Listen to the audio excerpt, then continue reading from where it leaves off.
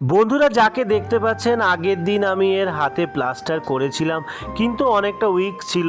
আজকে কিন্তু একেবারেই খাওয়া দাওয়া করছিল না, সেই জন্যে স্যালাইন স্টার্ট করলাম। দেখতে পাচ্ছেন স্যালাইনের সাথে পটিও হচ্ছে। নানান রকমের সমস্যা হয় রাস্তায়, যেসব ডগিরা থাকে, যাদের খাওয়া দাওয়া থেকে শুরু করে ভ্যাকসিন থেকে শুরু করে কিছুই হয় না, তো তাদের যে সমস্যাটা হয় সেটাই কিন্তু আপাতত বোঝা যাচ্ছে। এর পটি হচ্ছে, লুজ মোশন হচ্ছে, আর খাওয়া দাওয়া বন্ধ করে দিয়েছে, উইকনেস বেড়ে গেছে। যাই হোক বন্ধুরা, আপনাদেরকে এর ভিডিও দেখাবো আরও কী কন্ডিশানে থাকছে।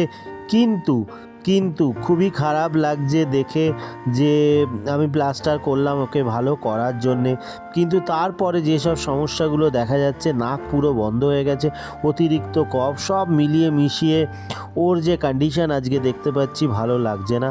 যাই হোক, চেষ্টা করছি, আপনারা ভগবানের কাছে প্রার্থনা করবেন ওকে যাতে ভালো করতে পারি, তারপরে দেখছি কি হয়। তো এক বাড়িতে ছিল, যার বাড়িতে ছিল তার বাড়ি থেকে রাত্রিবেলা পালিয়ে চলে এসছে, যেখানে পার্মানেন্টলি ও থাকে, খাওয়া দাওয়া করে, সেখানেই এসে গেছে।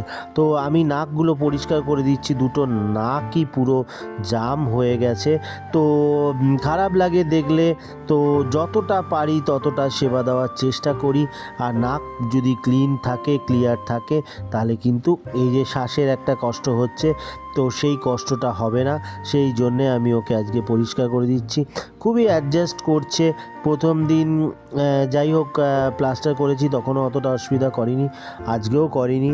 তো যাই হোক, এই অবধি আজকে ট্রিটমেন্ট। সবাই ভালো থাকবেন, সুস্থ থাকবেন, পারলে ভিডিওটা শেয়ার করবেন, আনকাট রিয়েল ভিডিও করি। আর মনে হলে অবশ্যই সাবস্ক্রাইব করে আশীর্বাদ করুন। সবাই ভালো থাকবেন, সুস্থ থাকবেন, আবার বলছি সাপোর্ট করুন আর সাবস্ক্রাইব করুন।